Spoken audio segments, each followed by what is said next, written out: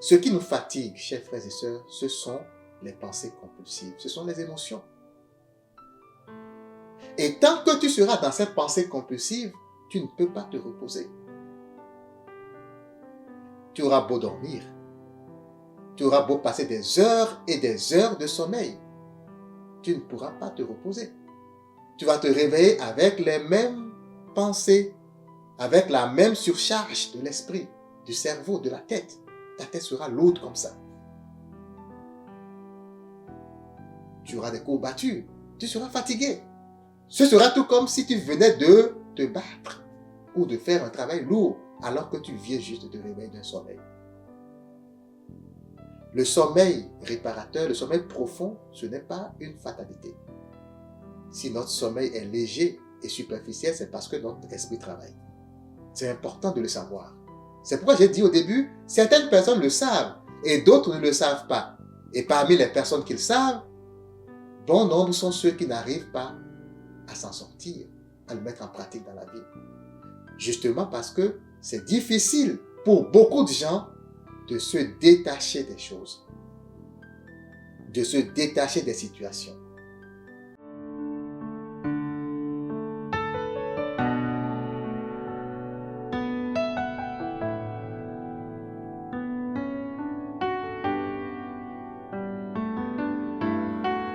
Mesdames et messieurs, bonjour et bienvenue dans notre émission, dans cet espace d'échange, de partage de nos expériences et convictions spirituelles. Ici, effectivement, nous pouvons mettre à disposition nos convictions sur la façon de vivre au quotidien afin que notre voyage ici sur cette terre soit le plus agréable possible. Vous savez, nous sommes ici pour faire des expériences, comme on le dit tout le temps, et c'est ce que nous faisons chaque jour. Quand on se réveille, on doit apprêter les enfants pour ceux qui ont des enfants, ou aller travailler, ou alors faire telle ou telle chose. Tout ce que nous faisons, toutes ces choses que nous entreprenons au quotidien ne sont que des expériences. Mais dans ces expériences, nous sommes appelés à nous sentir bien. Nous sommes appelés à vivre le bonheur. Nous sommes appelés à vivre la paix et la joie. Mais ce n'est pas toujours le cas. Et voilà pourquoi nous devons parler. Nous devons faire une pause et nous poser la question de savoir pourquoi. Voilà le but, voilà l'objectif de ces enseignements. Et si ce n'est pas encore fait, je vous invite à vous abonner en activant la cloche de notification pour ne rien manquer à nos publications. Si vous avez des commentaires, je vous invite également à les laisser au bas de la publication. Aujourd'hui, nous allons parler d'un sujet assez intéressant. Nous allons parler du repos. Le repos est dans la tête. Certaines personnes le savent,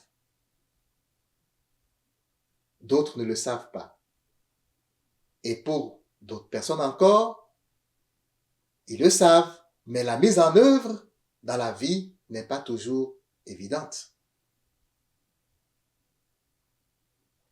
Souvent, on se plaint de fatigue.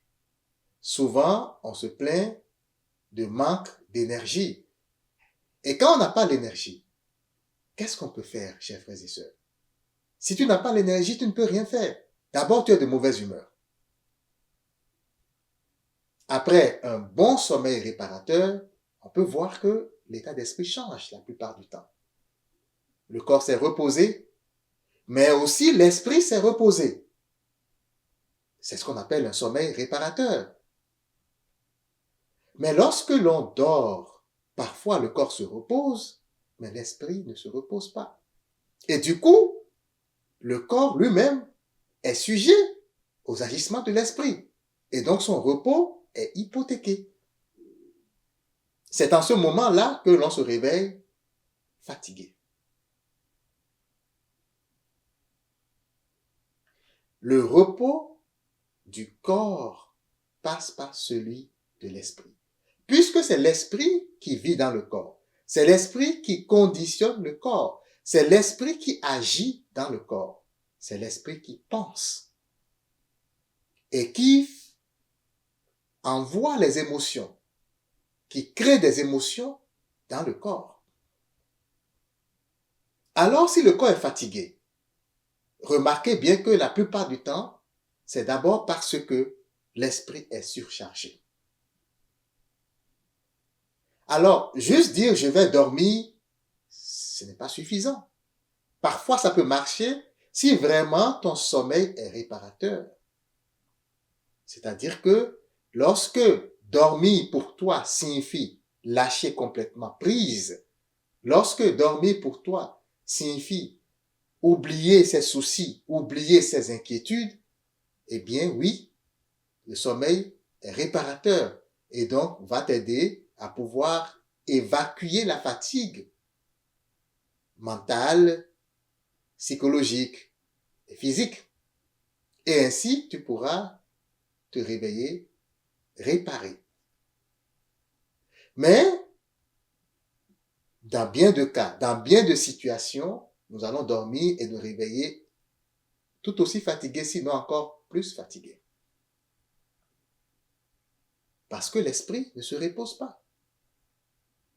Le repos est dans l'esprit. Comment faire? Comment arriver à avoir plus d'énergie? Est-ce qu'on a besoin réellement de dormir pour avoir de l'énergie? Voilà le sujet de cet enseignement. Alors, comment faire? Il faudrait savoir que notre esprit, dans ses positionnements spirituels, peut s'échauffer ou se refroidir. C'est un concept nouveau. On va se demander, mais comment un esprit peut-il s'échauffer? En fait, c'est une sensation qu'on peut ressentir. Parfois, lorsque je reste devant un écran pendant des heures, mon esprit s'échauffe. Ma tête est lourde. Et je suis littéralement fatigué. L'esprit peut s'échauffer si j'ai passé toute la journée à réfléchir sur un problème pour lequel je ne trouve pas d'issue, pour lequel je ne trouve pas de solution. Mon esprit peut s'échauffer. En règle générale, l'esprit s'échauffe quand il est attaché à quelque chose de physique, à une forme physique. On appelle forme physique tout ce qui relève de ce monde physique. Les circonstances, les situations, les objets, les idées, les pensées sur des objets. Ce sont des formes physiques. Lorsque l'esprit s'attache à tout cela et qu'il reste attaché, eh bien, il y a plein de pensées qui sont générées qu'on appelle des pensées compulsives. C'est-à-dire, ce n'est pas des pensées que vous générez. Les pensées sont générées par l'ego. Les pensées sont générées par l'attachement à cette situation. Un exemple palpable, lorsque quelqu'un vous a blessé, lorsque quelqu'un vous a fait quelque chose de mal et que vous êtes irrité, vous êtes énervé, eh bien, qu'est-ce qui arrive? Vous êtes dans ces pensées. Vous avez ce que nous appelons la rancune. Vous êtes dans la rancœur. Et les pensées qui vont jaillir dans votre esprit sont des pensées de rancœur. Ce sont des pensées qui vont être générées par cet état d'esprit parce que l'esprit est attaché à la situation qui s'est produite. L'esprit s'est attaché à ce qui s'est passé, à cette blessure. Et donc, en conséquence, il y a des émotions qui apparaissent parce que les pensées vont générer des émotions sur le corps. Ça va être la colère, l'irritation ou la tristesse ou la dépression, peu importe. Mais les pensées compulsives, c'est quoi leur rôle? Leur rôle, c'est de maintenir l'esprit en pleine activité, tout le temps. Les pensées qu'on appelle compulsives, c'est de véritables énergies négatives. C'est de véritables boosts. En réalité, c'est tout comme si vous avez pris un énergisant qui vous maintient constamment en activité. L'esprit cogite tout le temps. L'esprit pense tout le temps.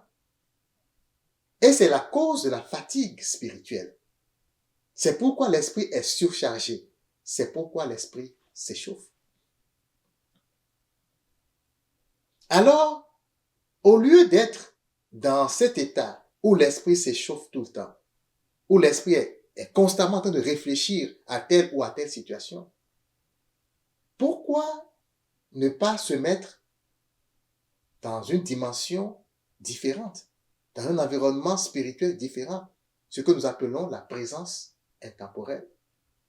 Qu'est-ce que la présence intemporelle? C'est un état d'esprit qui s'affranchit des pensées compulsives. C'est un état d'esprit qui s'affranchit de l'ego. C'est le repos dans l'esprit. Je vous ai dit que le repos se fait dans l'esprit. Lorsque ton esprit se repose, ton corps se repose. Parce que c'est l'esprit qui vit dans le corps. Alors tu as de l'énergie. Et quand tu as de l'énergie, tu es heureux, tu es joyeux, tu es flexible, tu es bienveillant. Tu as les qualités de l'Esprit Saint. Ton corps ne peut pas être sain si ton esprit n'est pas sain.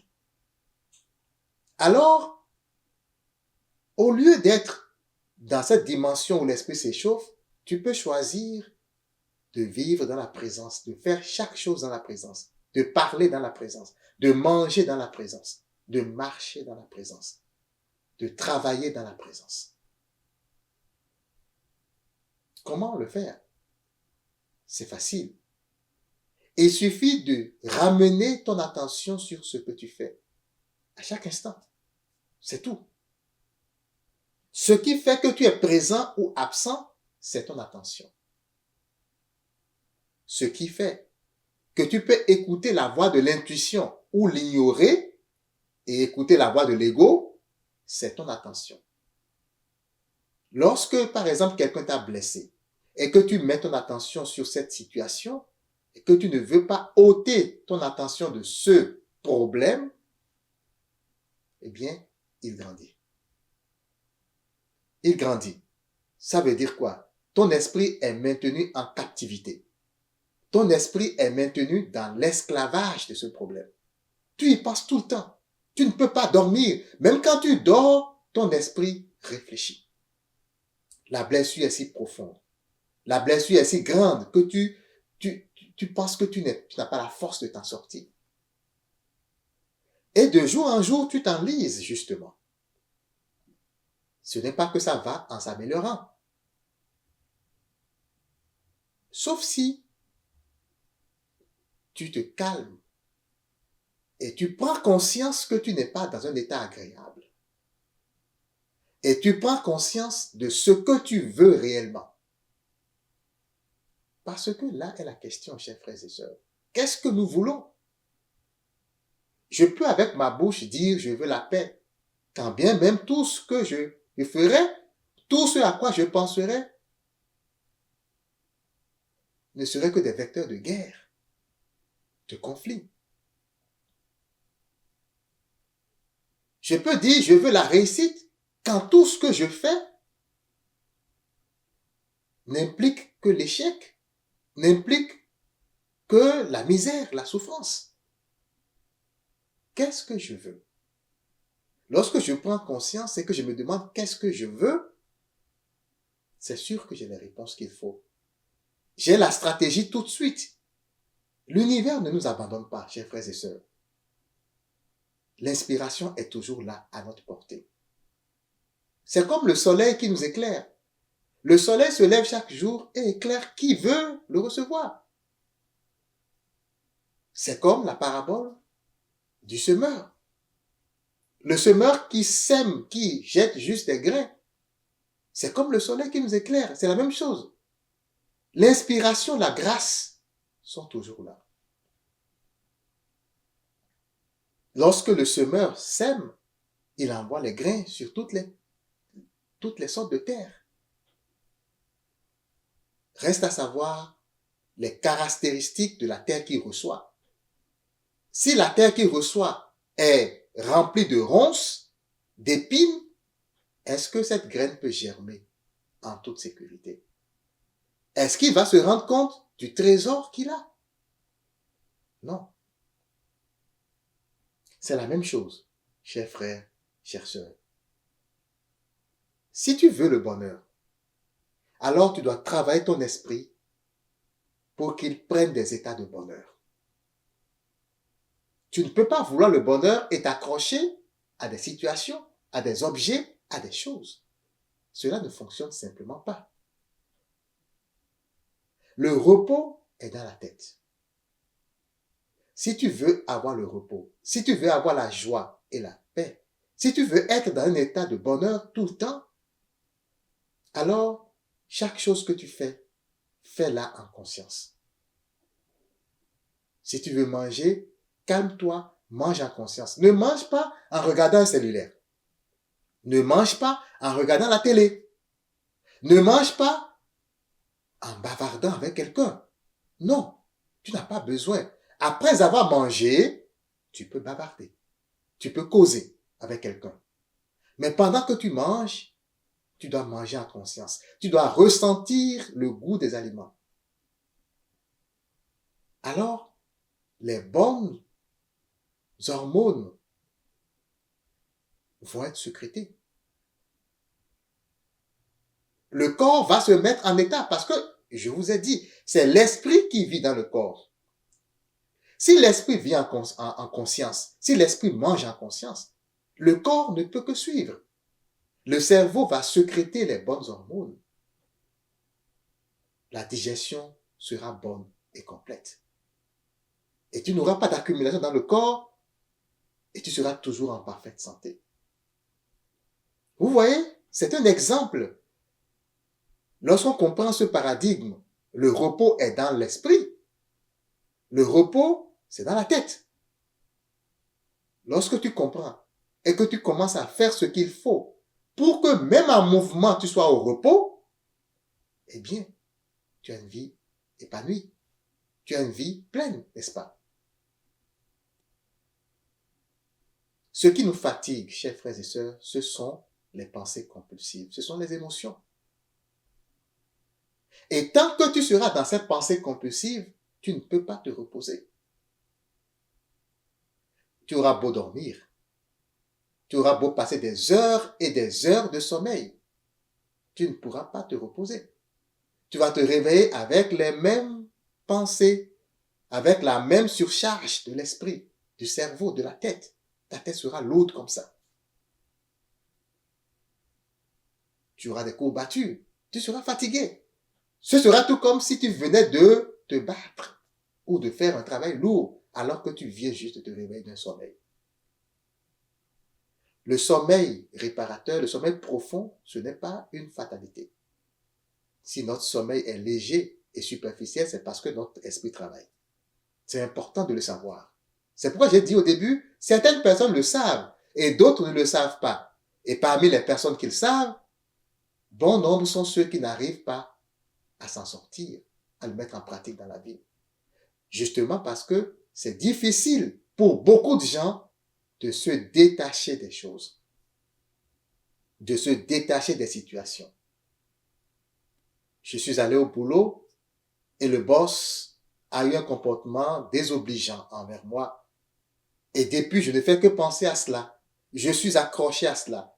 Je me dis que je n'ai pas droit à ça, je ne mérite pas ça. Je me dis qu'il ne devrait pas faire ça. Et je suis accroché à cette situation. Et je veux que justice soit rendue. Je veux que le problème soit résolu. C'est bien. Sauf que c'est toi qui souffres. Le boss qui t'a blessé, est-ce que lui souffre? Il a fini, il a déjà oublié ça. Il va peut-être passer une bonne journée. Il va peut-être passer une bonne nuit. Mais toi, tu auras l'insomnie. Ou bien parfois, il arrive que nous disions des choses, que nous fassions des choses, que nous regrettons et nous sommes accrochés à cela. Pourquoi est-ce que j'ai agi de la sorte? Pourquoi est-ce que j'ai parlé de la sorte? Pourquoi est-ce que j'ai fait ci? Pourquoi est-ce que j'ai fait ça? On se culpabilise. Mais remarquez, chers frères et sœurs, la vie va de l'avant. La rivière coule dans un seul sens, pas dans deux.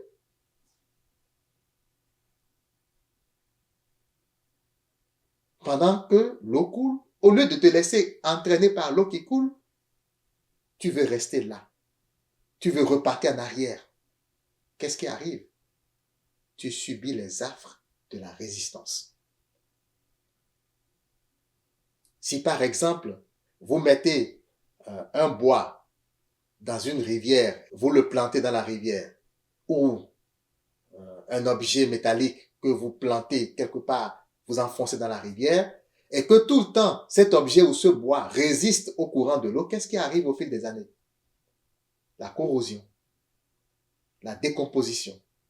Voilà ce qui arrive à l'esprit, chers frères et sœurs. Au lieu de surfer sur la vie, au lieu de se laisser entraîner par le courant de la vie, lorsque quelqu'un t'a blessé et que tu t'accroches à cette situation, alors que la vie coule, eh bien, tu commences à résister. Et dans ta tête, dans ton mental, ton ego se met debout. Il commence à résister.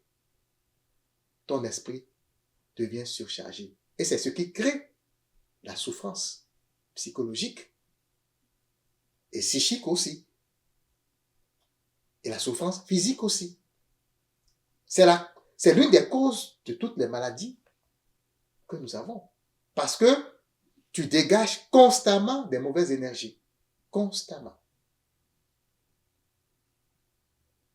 Voilà le secret du repos. Si tu veux te reposer, si tu veux être tout le temps dans la grâce, dans la paix, ce qu'on appelle la paix de Dieu, c'est dans la tête que ça se passe. Libère ton esprit. Libère ton esprit. Libère-le des rancœurs. Libère-le de la détresse. Libère-le de la tristesse. Libère-le de la colère. Libère-le du sentiment de manque. Libère-le de tout ce qui est négativité et résistance. Et tu seras en paix. Tu seras au repos. Même en marchant, tu seras au repos. Même en mangeant, même en parlant, tu seras au repos. Et les gens vont voir ton visage rayonner. Ils vont savoir que ton esprit est libre. La vraie liberté, chers frères et sœurs, ce n'est pas de brandir des pancartes pour demander à l'autre de te libérer. La vraie liberté se trouve dans la tête. La vraie liberté se trouve dans le détachement des choses auxquelles nous nous sommes identifiés au fil des années. Voilà la vérité qui libère. Alors, si tu veux te reposer, tu sais maintenant quoi faire. Tu sais que tu dois apprendre à méditer.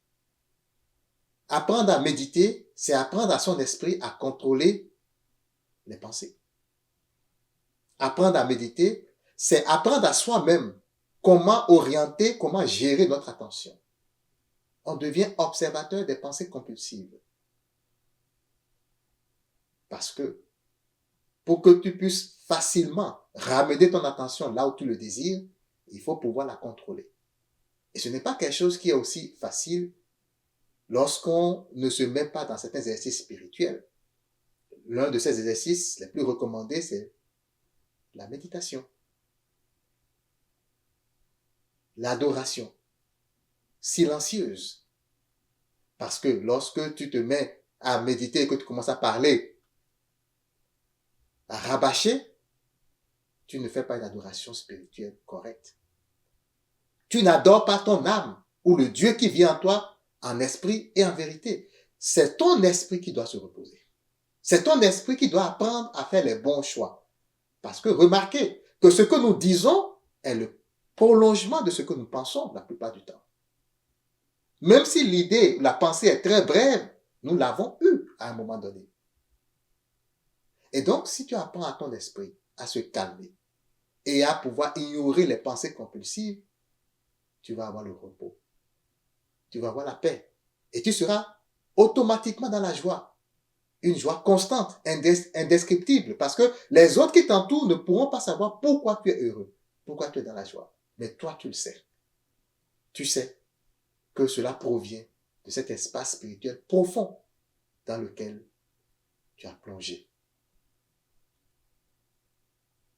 C'est une affaire de volonté. Tu peux le faire. Au lieu de te plaindre ou de te lamenter, tu peux habituer ton esprit à se reposer. Et tu auras tout le temps d'énergie. Tu auras tout le temps d'énergie.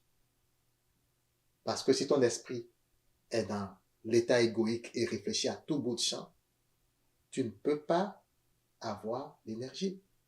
Tu seras tout le temps fatigué. Mais dans l'état de grâce, dans l'état de paix et de joie, eh bien, qu'est-ce qui coule? C'est la vie qui coule. Le lâcher prise. Se laisser conduire par la vie. Pour être dans l'état de décider de ce qu'on veut.